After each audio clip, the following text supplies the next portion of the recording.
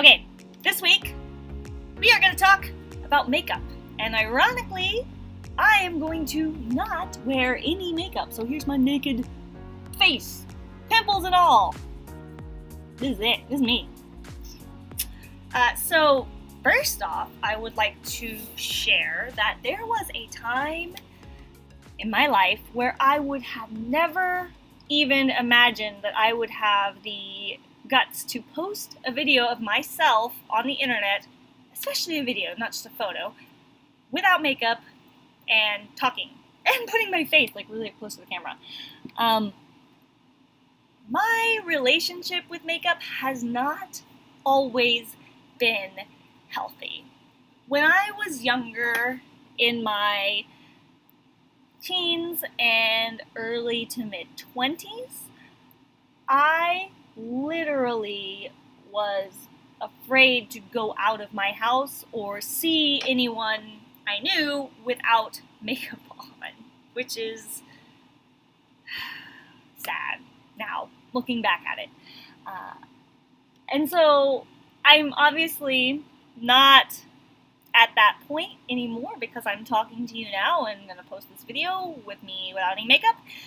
But I just wanted to kind of talk about the differences between like having a healthy relationship with makeup and an unhealthy relationship with makeup, because I have definitely had both experiences in my life. So this week we're going to talk about that. So let's dive in. For me, one of the primary differences in the change is, first we'll say I started wearing makeup very young. I was in my early teens in middle school, perhaps 6th or 7th grade, if I am remembering correctly. And very quickly, I did realize that people were a lot nicer to me when I had my makeup on. And this is still the case, and that's unfortunate. It is what it is, unfortunately. Society has this way that they expect women to look. And makeup is part of that. If girls without makeup, when you're a girl and you go out and you don't have makeup, if you normally wear makeup, trust me, this happens. Everyone all of a sudden is like, are you sick? Are you feeling okay? Is everything all right with you? Because you didn't take the time to put your makeup on. You must not even be trying. And of course, nobody would say that to a guy. Guys just get to roll the heck out of bed and probably don't even brush their hair half the time if they have short hair. It's just this double standard that society has. But I guess, society has its own standards for men that are different than women. It's just kind of this whole gender sexuality thing that society is all messed up, in my opinion. Like, gender stereotypes. Men do this, women do this. Rah, rah, rah. If you don't do this, you're not following everybody else. That doesn't sound interesting to me at all. That was totally off track. But anyway, back to, the difference. When I had an unhealthy relationship with makeup, a lot of that came from me being very insecure about my face. I felt like my eyes were too close together and too small and squinty. Before I went on the keto diet, I have some pimples now, but they come around about once a week or once a month, every now and then. But before I went on keto, I had them all the time. I felt like I didn't like my freckles. Can you see them? Which you cannot see unless you're really close to my face anyway, and nobody should be that close to my face most of the time. I felt like I had dark circles under my eyes, which I might have because I was probably getting a lot less sleep. I've been getting a lot better sleep lately. I remember, that's another topic. I'm not going to go into that. That's a whole nother topic. It would be so off track if I get into that.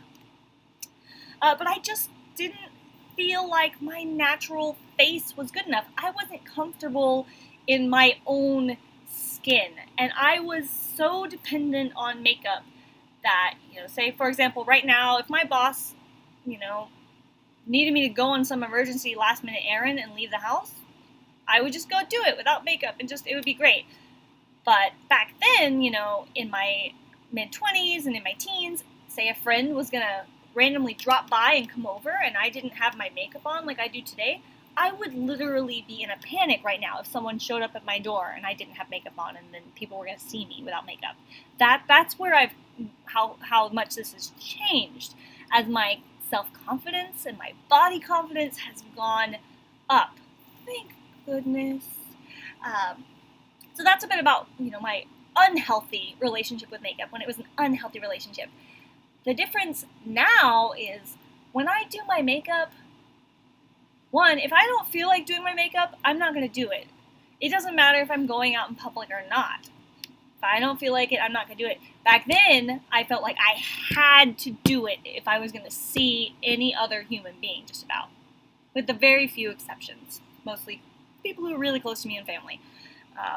David and family. That was about it. Who could see me without makeup before. Obviously, with this video, that's changed, like I said. But now, when I do my makeup, I do it for me. I do it because it's fun. I do it because I'm feeling creative. I do it because my face is this fun, pasty white canvas, and it's like a big white sheet of paper that I can draw all over. Because, when I was a kid, in elementary school, before I wore, girl makeup, I used to wear cat makeup out in public all the time. I would draw a little kitty nose and whiskers, and, that was the art of it. I would paint masks on my face and just do these elaborate theatrical makeup designs. And this is for the creativity of it. So that's just different. It's a healthier, relationship where, now I do my makeup because I enjoy it and because I want to do my makeup and because I'm feeling inspired and I'm doing it for me. That's the other thing is before, when it was an unhealthy relationship, I was doing my makeup out of fear, discomfort, insecurity, and for other people. And now I do it for fun, I do it for creativity, and most importantly, I do it for me. I do it for myself. And I think that is the main difference, for me, is, as I've just become more self-confident and more body positive, things have just changed, and I'm so grateful. And I am also very aware that this face here, I can't really get attached to this face because in another 20 or 30 years, it's probably going to look way different, and maybe we'll be full of wrinkles and I'll have a full head of white hair. I don't know. And that's another point that, all of this here that you're seeing that people get attached to, it's all just very superficial. You can't see someone's face and know their heart, and looks are temporary. Looks fade. Even, the most, they just fade and change. You can't get attached to that because it's just superficial. And I just wanted to share a little bit of my perspectives on makeup and kind of the unhealthy relationship with makeup and versus a healthy relationship with makeup, because I do think makeup can really be either something that can kind of almost imprison you. I don't know if that's the right word to say for that. Or it can be something that's very freeing and empowering.